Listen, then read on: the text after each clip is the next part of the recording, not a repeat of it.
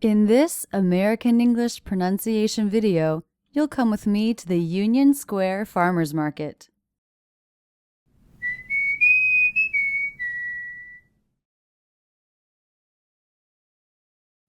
Today, I spent some time at the farmer's market where I did things like buy these beautiful flowers.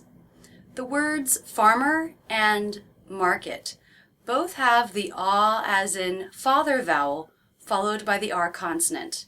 I have noticed that this combination can be problematic for my students. It's important to remember to make a good ah vowel before moving into the R consonant. A lot of people want to rush this, and the two sounds end up getting combined to something like fur, instead of fa-er. So it is true with this combination that your tongue will probably start moving back into the R as soon as you start the ah vowel, but it's important to start the ah vowel with the tongue tip forward. Far. And make sure you have enough jaw drop to get the good ah vowel. When in doubt, always practice slowly. R. Farmers market. Farmers market. The farmers market at Union Square has some interesting things, like hand-dyed yarn, seafood, beautiful flowers, and sometimes, if you're lucky, free samples. Spicy habanose lamb sausage. That's spicy. Is it? Did you hear how the intonation went up at the end? Is it? It? This is true of questions that can be answered with yes or no. In general, other questions will go down in pitch at the end. For example, what does it taste like? Taste like. It. Like. Listen again. Is it? Is it? Is it? Too spicy or just right? Here the question will be answered with either too spicy or just right. So, not a yes-no question.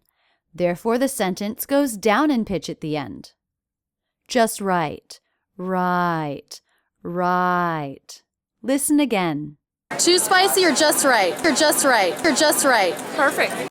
There's also a local vendor who brings lots of honey and with that, bees. After putting honey and bees on my finger, the beekeeper told me the only way to get them off is with a good shake.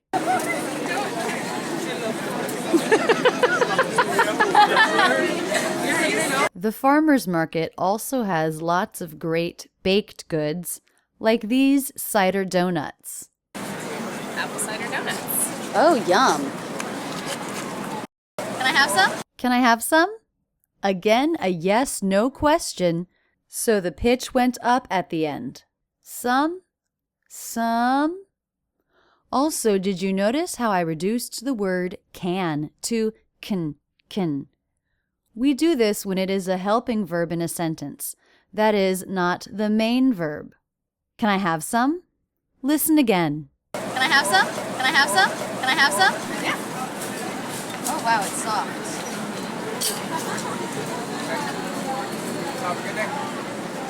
That is good.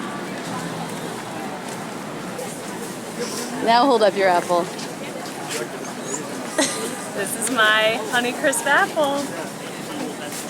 The word apple is a great word to pick out and study for pronunciation because many people have difficulty with the dark L sound.